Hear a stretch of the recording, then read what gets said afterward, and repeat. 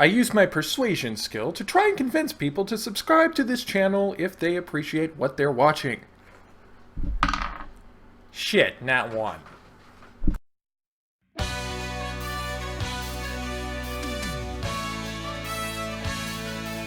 Hello out there, casual fanatics. Jeremy here, and welcome to another fun 5e builds, where I take character concepts that interest me and build them in Dungeons & Dragons 5th edition. And by the way, if you hear a little bit of chainsawing in the background, it's people trying to clean up from the ice storm that we recently had. I apologize. Anyway, we are continuing the Tokusatsu Heroes builds, and as chosen on Casual Mode Live, once in a lifetime, which you can go ahead and see on our channel if you weren't there to watch it live, which you should have been. If you weren't, shame on you. Anyway, in order, as announced there, I randomly chose, and by randomly I mean rolled a d6 and did odds and evens, to do the Techie build. So, let's go ahead and get into that. Start by showing off the basics here. As you can see, yes, yet again, I legitimately rolled these scores. Except for the Constitution. I didn't want to give him that great of a Constitution. But this character's name is Judd Sakamoto. And if that sounds like an odd name, well, it is. But keep in mind where the name came from. The name is a hybrid of Judd, or Chip, Lin, and Koichi Sakamoto. Two very important names to those of us who are fans of Power Rangers. Judd Lin, longtime producer, off and on producer of the show, came back as producer as of Dino Charge, and Koichi Sakamoto, who has been a stunt director for Power Rangers for quite some time and is most notorious for what has been named the Cowl Explosions. But we'll forgive him for that. Alignment, lawful good, of course. And, yeah, wisdom and intelligence are his highest scores here. Dexterity and charisma I wanted to make pretty good, too. The reason for this is I'm just going to skip straight ahead to classes, because you know what kind of race I have for him. They're all human, because, you know, we're thinking modern-day Earth. The reason for this is that this build is mostly cleric. Well, I have him mostly wizard, so I could give him a little more spellcasting ability, but I decided to add in cleric.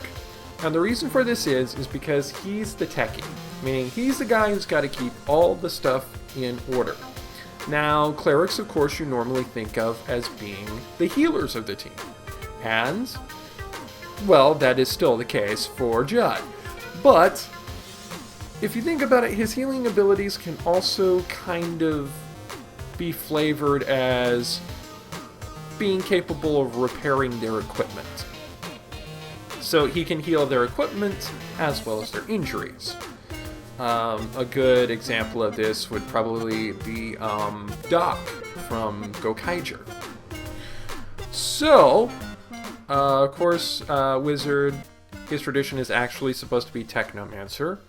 But, well, this doesn't have Technomancer, and unfortunately there's not going to be any updates for this particular builder, because the Tumblr of the person who was building it has apparently been taken over by a porn blog. Whatever. Anyway, Monk tradition, of course, open hand. Cleric, for what I wanted to do here, I decided to do the knowledge domain. Because, you know, I figure very intelligent guy, kind of the Billy of the group. So, there you go. And by the way, I was remiss in mentioning it, he is fusion blue. Okay.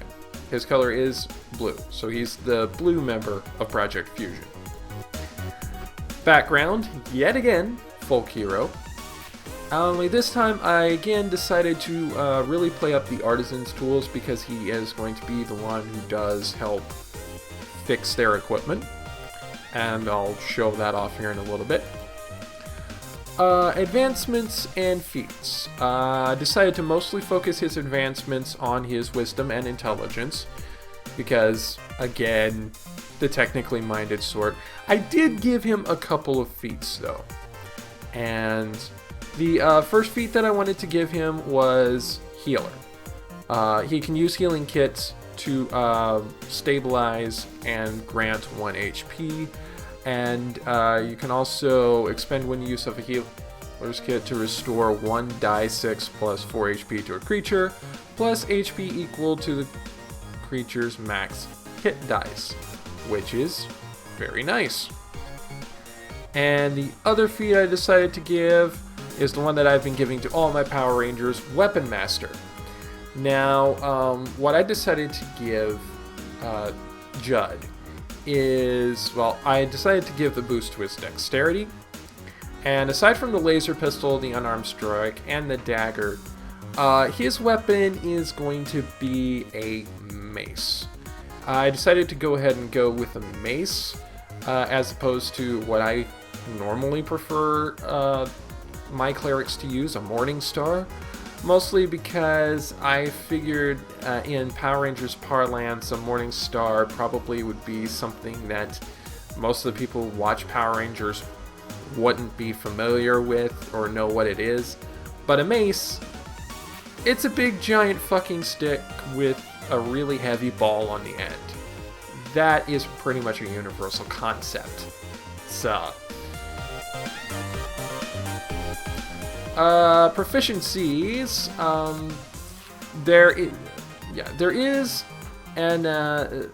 There is supposed to be an expertise, and I did give him expertise in Arcana, or in this case, Techno Arcana, and of course acrobatics and. Well, I gave him acrobatics and Arcana as his main skills. Not that great on athletics. Not a very athletic guy, but he's there mostly to help fix your shit, you know? He's going to be very much the glass cannon of the group. Also, religion. Most clerics get that by default. Not really necessary in this case, but it's there in case you want to not use it strictly in a Power Rangers type setting. If you want to kind of do Power Rangers in the past, or Power Rangers in Faerun or whatever. As for his artisan tools, I went ahead and gave him the Smith's tools because, of course, he would be repairing the mechs and the Chaos Fusers. Speaking of Chaos Fusers, let's go to equipment. Of course, I did give him the Chaos Fuser, which also, because clerics use this for some of their powers, the Chaos Fuser not only works as his spellbook and casting device, it also works as his holy symbol. And if you think about that, it's because, you know, when you have a group of Tokusatsu heroes like the Power Rangers or like Super Sentai, they have a specific symbol that goes with them. For instance, with Magiranger or Mystic Force, it was the stylized M.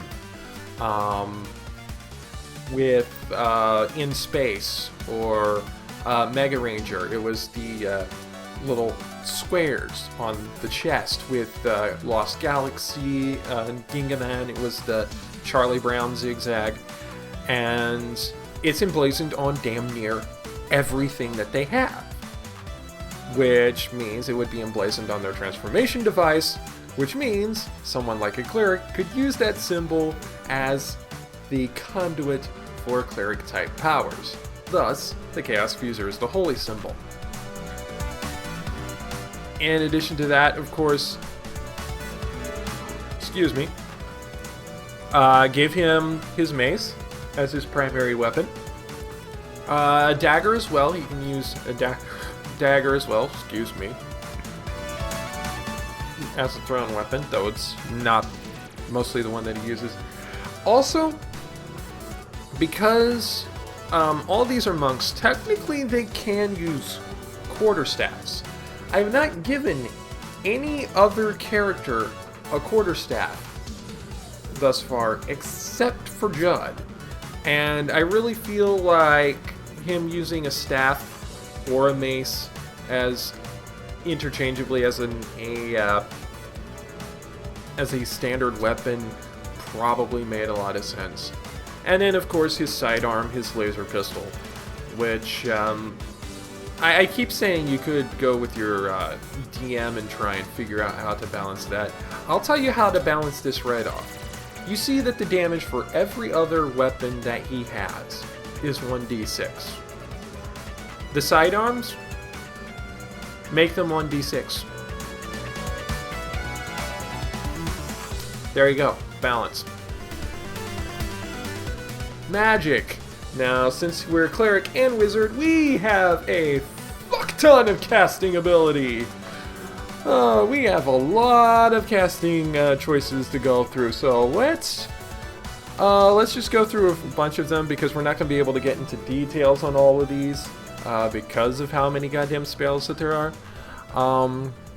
Wizard cantrips, of course, Blade Ward, Mage Hand, Shocking Grasp, and True Strike. Cleric cantrips are, let's see what I give him. Mending, because, yeah, he's going to have to keep the mechs up. Resistance, Sacred Flame, and the most important one to have, whenever shit hits the fan, Spare the Dying. Alright, level 1 spells. Like I said, we're not going to be able to go through all of these because there's a goddamn lot of them. For Wizard, gave him Chromatic Orb.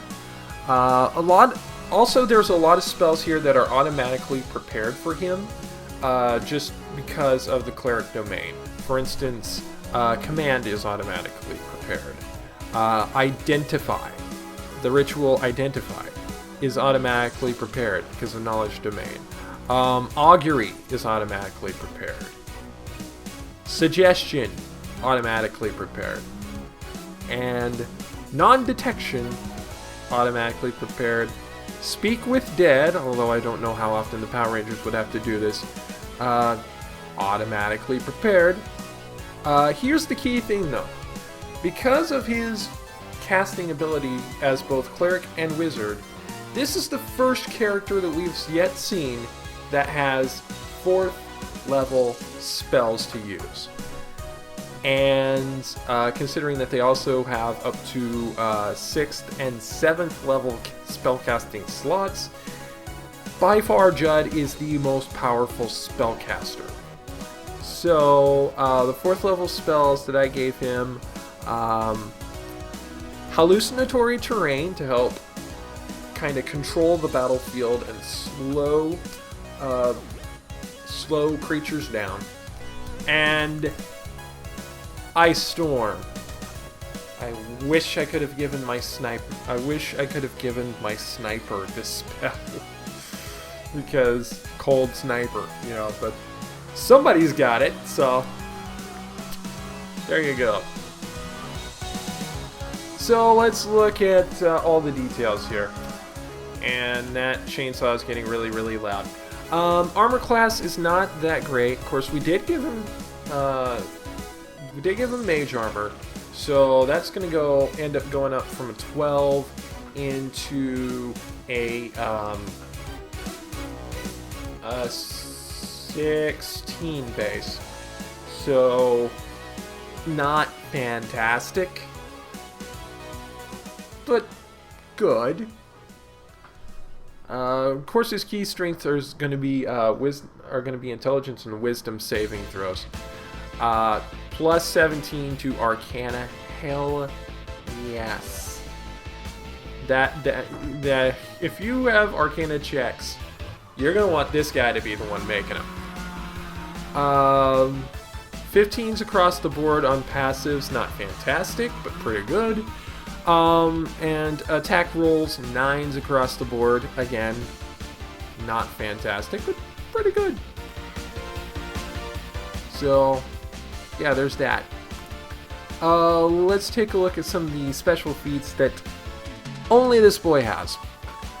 Of course, he can cast rituals. He has the Domain of Knowledge. He can channel divinity twice. Until the next long reg. So, oh, and here's the big one. Say your Power Rangers team is facing up against zombies. Well, Judd knows how to turn undead. Each undead within 30 feet must make a wisdom save or be turned for 1 minute. Turned undead must move from you as possible, can't willingly move within 30 feet of you, and can only use its action to dash, dodge, or escape restraint. Basically, you cast that, and every undead within, on your average square map, 6 squares of you is going to be scared shitless. Again, for the second time, considering that there was probably bowel evacuation upon their initial death anyway. I'm sorry, that was gross. He can also destroy undead. When you turn undead, you automatically destroy any undead with a challenge rating equal or lower than 1/2. So, if any of them are minions, not only are they scared, they're evaporated.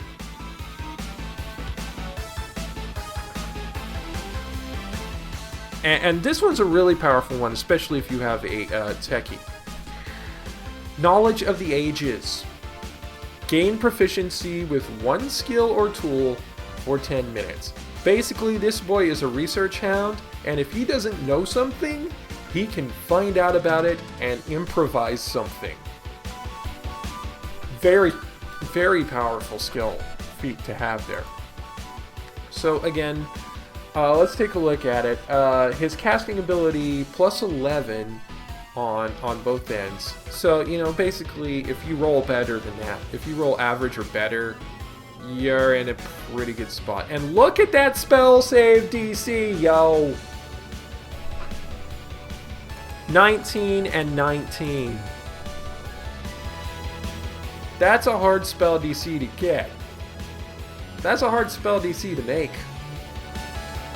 You had better hope that you've got a +9 to your intelligence or to your wisdom saves.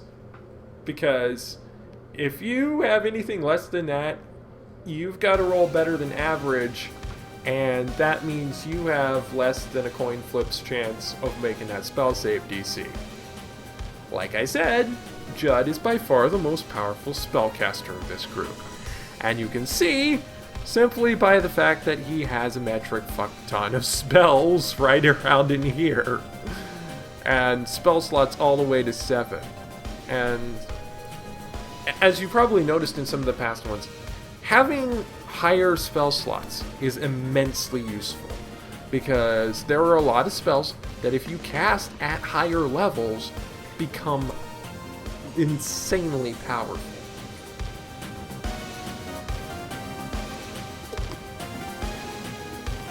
And we'll conceptualize some of those here in a bit, because we are about to look at some of his magic spells.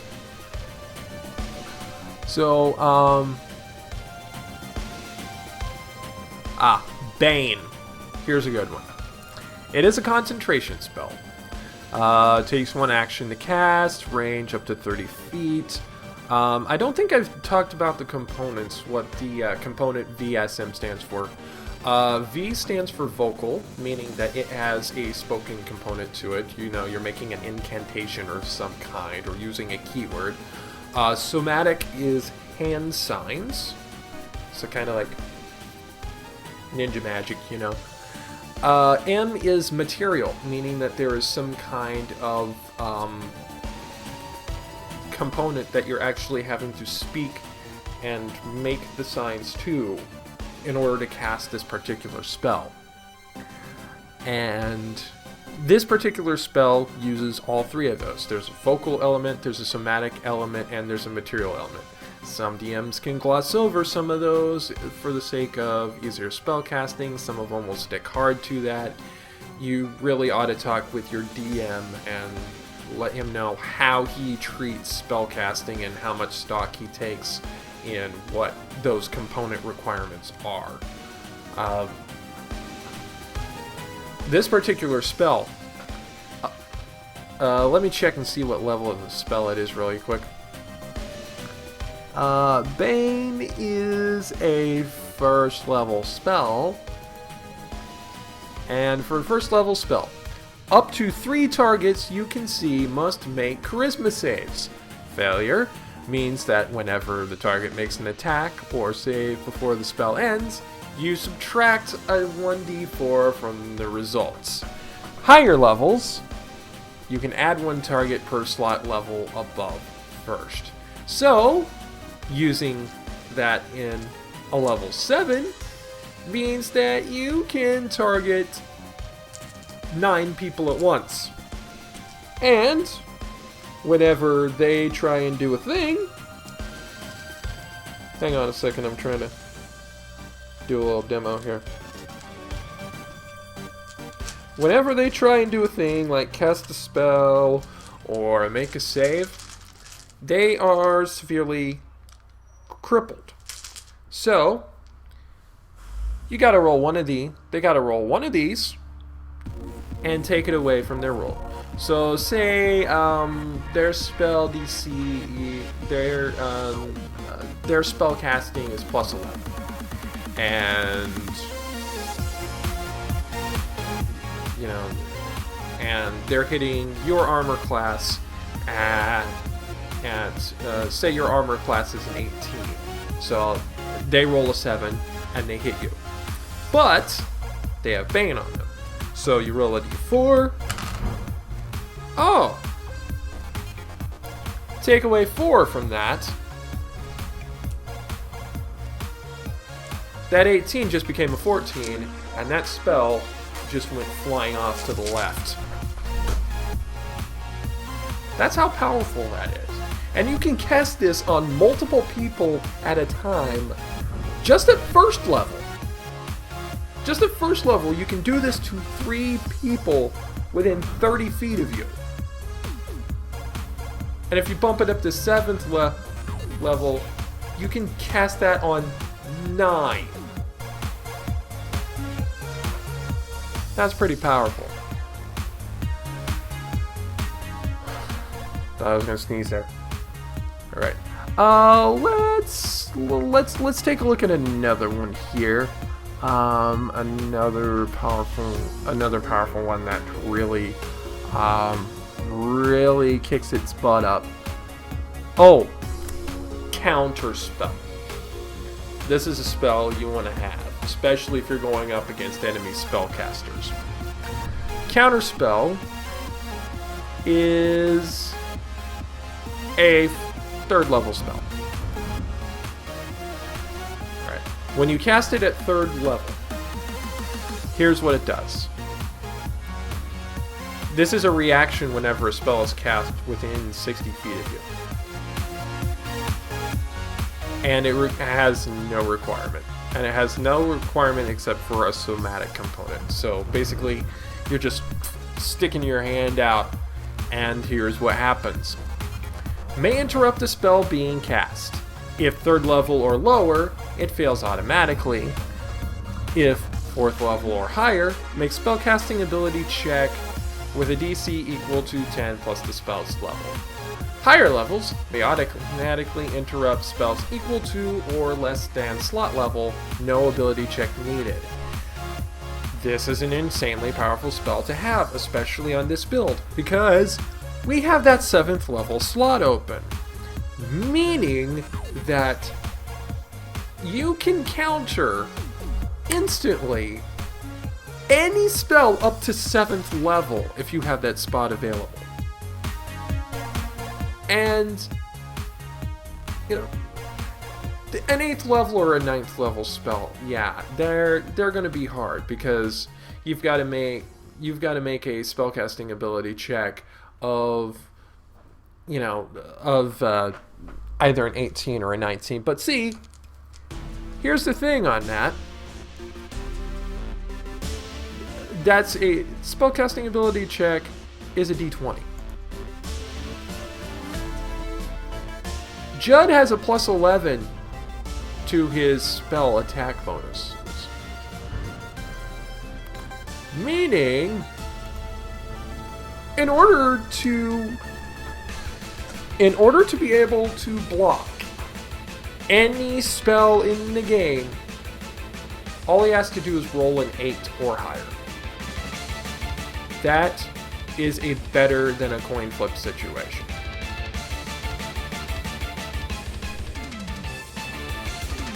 You see why Counterspell is a powerful spell to have? If you're at a high enough level, you better take that fucking spell.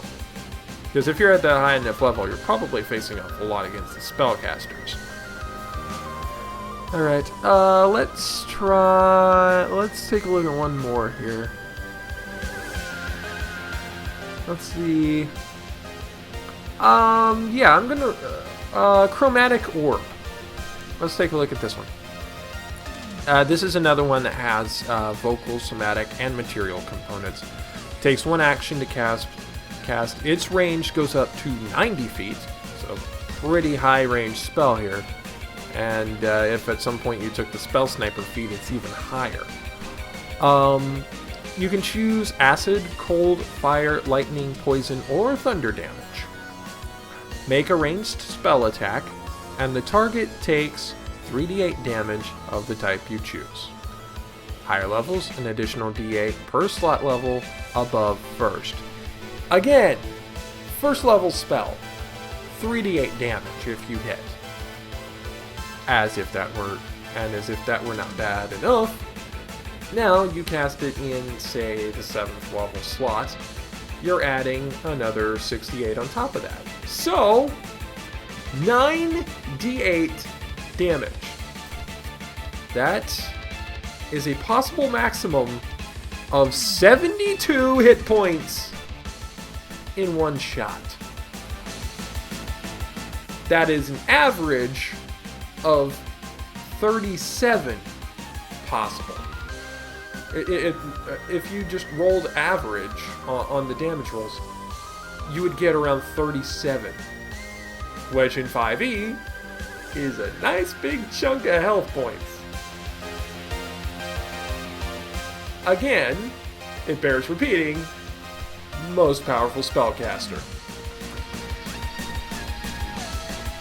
I don't think I can emphasize that enough. Judd is hardcore. Yeah, he's got probably the least hit points of any one of the Tokusatsu heroes. But he has high DPS. So you definitely want to keep him further back out of the fray, even accounting for his monk abilities. But you still want to have him there, because he's going to save your ass. And then he's going to fuck up the thing that fucked you up. That's how he rolls. So, again, thank you for watching. If you like what you see, please, by all means, go down, subscribe, become a member of the Casual Fanatics, and share this with your friends. Please, let them know that you think this is awesome. We are not doing the last Tokusatsu hero in 2 weeks. No, next week we have a special supersized edition of Fun 5e Builds, where I am going to build, in honor of the upcoming Star Wars movie, a Jedi and a Sith, because I couldn't decide which one I wanted to build more. So, see you in 2 weeks. Next week, the return of Pokemon fan theories. And until next time, I'm Jeremy. This has been Fun 5e Builds. Keep it casual, y'all.